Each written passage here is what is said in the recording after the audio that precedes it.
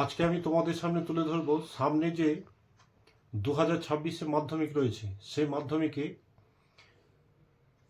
বাংলা যে সাবজেক্ট, এখান থেকে প্রথম যে গল্প জ্ঞানচক্ষু, এই জ্ঞানচক্ষু থেকে এমসিকিউ, এসে মানে শর্ট অ্যান্সার 3 মার্ক এবং 5 মার্ক, যেগুলো ইম্পর্টেন্ট, আমি আজ থেকে পরপর এই অধ্যায়গুলো দিচ্ছি।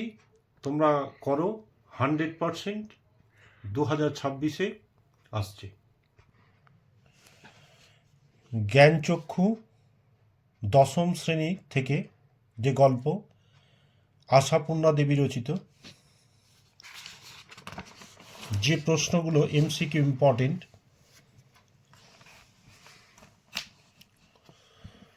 নতুন মেসমশাই ছিলেন একজন লেখক।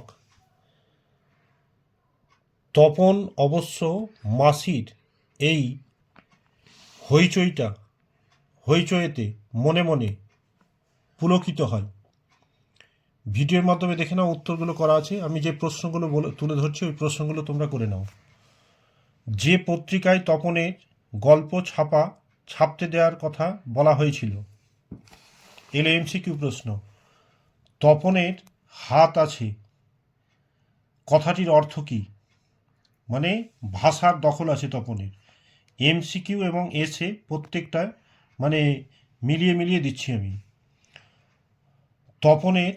কখন তপনের চোখ মার্বেল হয়ে গেল?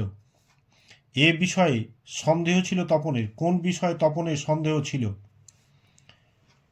কাকে দেখে তপনের জ্ঞানচক্ষু খুলে গেল? তপনের নতুন মেসো কোন পেশার সঙ্গে যুক্ত ছিলেন? Very very important. নতুন মেসোই বুঝবে, নতুন মেসো কি বুঝবে? তপন প্রথমটা ভাবে ঠাট্টা, কোন কথাটা তপনের ঠাট্টা ভেবেছিল? ছবিটা ভালো করে দেখবে, উত্তরগুলো দেওয়া আছে, এখান থেকে তোমরা উত্তরগুলো করে নিতে পারবে।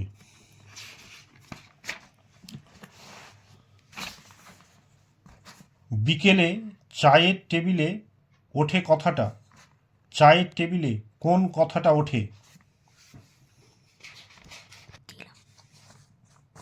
আবার এমসিকিউ। তপনের চিরকালের বন্ধু ছিল মাসি, ছোট মাসি। তপনের ছোটবেলায় তার থেকে কত বড় ছিলেন? তপনের থেকে ছোট মাসি কত বড় ছিলেন? বাড়িতে তপনের নাম দেয়া হয়েছিল, এটা ভেরি ভেরি ইম্পর্টেন্ট। মামার বাড়িতে থেকে তপন প্রথম গল্পটি লিখেছিল কোন বেলা? দুপুরবেলা। গায়ে কাঁটা দিয়ে উঠল তপনের, এর কারণ হলো ঠাট্টা তামাশার মধ্যে তপন যে কটি গল্প লিখেছে, ভেরি ভেরি ইম্পর্টেন্ট, যেন নেশায় পেয়েছে তাকে। কিসের নেশা? গল্প লেখার নেশা। এই প্রশ্নগুলো করো এমসিকিউ এসে। তপনের পুরো নাম কি ছিল? Very very important. তপনের প্রথম দিন গল্পটির লেখক আমাদের থাকলে আমরাও চেষ্টা করতাম, উক্তিটি কার? মেজো কাকা। Very very important. এসে এমন সময় ঘটল সেই ঘটনা, কোন ঘটনার কথা বলা হয়েছে? Very very important. বুকের রক্ত ছলকে ওঠে তপনের, কেন তপনের বুকের রক্ত ছলকে ওঠে? উত্তরগুলো এখানে দেওয়া আছে, তোমরা এখান থেকে নিতে পারো। পৃথিবীতে এমন অলৌকিক ঘটনাও ঘটে, কোন ঘটনাকে অলৌকিক বলা হয়েছে? তা ঘটেছে, সত্যি ঘটেছে, কি ঘটেছে? তপনের লেখা পুরো গল্পটির নাম কি? সারা বাড়িতে শোরগোল পড়ে যায়, এই শোরগোলের কারণ কি ছিল? ক্রমশ কথাটি ছড়িয়ে পড়ে, কোন কথাটি? তপনে আর পড়তে পারে না, কেন তপন আর পড়তে পারে না? তার কখনো শুনতে না হয়, কাকে কি না শুনতে হয়? ভেরি ভেরি ইম্পর্টেন্ট প্রশ্ন। গল্প ছাপা হলে যে ভয়ানক আহ্লাদটা হবার কথা ছিল সেই আহ্লাদ খুঁজে পাই না। উদ্ধৃত ব্যক্তি আহ্লাদিত হতে না পারার কারণ কি? Very very important. এই হচ্ছে এমসিকিউ এবং এসএ প্রশ্ন। এবার হচ্ছে 3 এবং 5।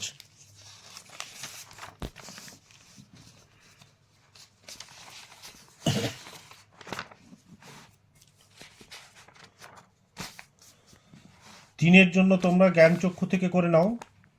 রত্নের মূল্য জহুরির কাছে। এখানে জহুরি বলতে কাকে বোঝানো হয়েছে? রচনাটির তাৎপর্য বিশ্লেষণ করো।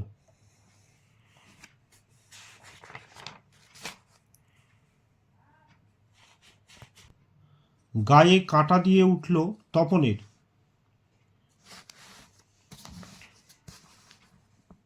তপনের গায়ে কখন এবং কেন কাঁটা দিয়ে উঠল?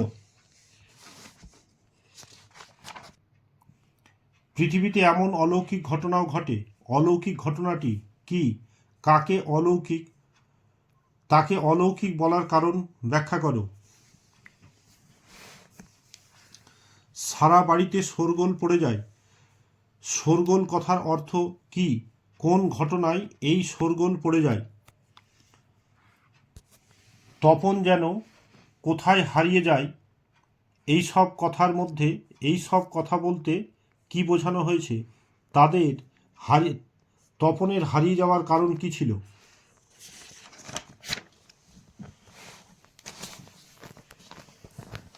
শুধু এই দুঃখের মুহূর্তে গভীরভাবে সংকল্প করে তপন।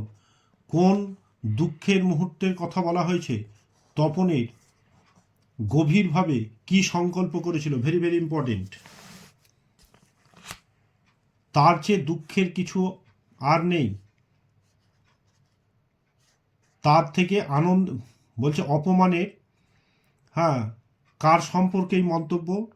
তার চেয়ে বলতে কি বোঝানো হয়েছে? Very very important.